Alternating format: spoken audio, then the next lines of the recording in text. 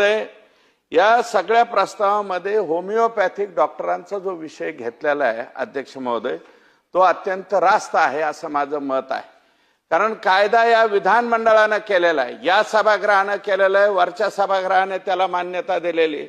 आणि एवढं होऊन सुद्धा आता रजिस्ट्रेशनची परवानगी दिली होती, 15 तारखेपासून रजिस्ट्रेशन होणार होतं अध्यक्ष महोदय.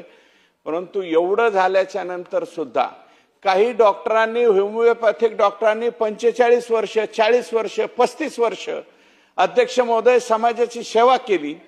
आणि कालच्या कोरोनाच्या कालावधीमध्ये अध्यक्ष महोदय, खरं जर पाहिलं तर हे BHMS आणि BAMS या डॉक्टरांनी जास्त काम केलंय अध्यक्ष महोदय. त्यांना MBBSच्या संलग्न असणारी एक परीक्षा सुद्धा आपण देण्याचं बंधन घातलं, ते सुद्धा त्यांनी कंपल्सरी केलं अध्यक्ष महोदय. त्यांना त्यांचा न्याय मिळवून दिला पाहिजे. या राज्यामध्ये 1,13,000 डॉक्टर आहेत आणि काल अध्यक्ष महोदय फक्त उपोषणाला 30,000 लोक आलते. राज्याचे मुख्यमंत्री, दोन्ही उपमुख्यमंत्री यांची भेट झालेली आहे.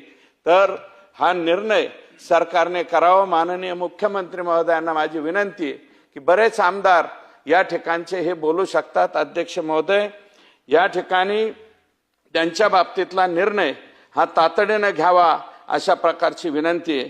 अध्यक्ष महोदय,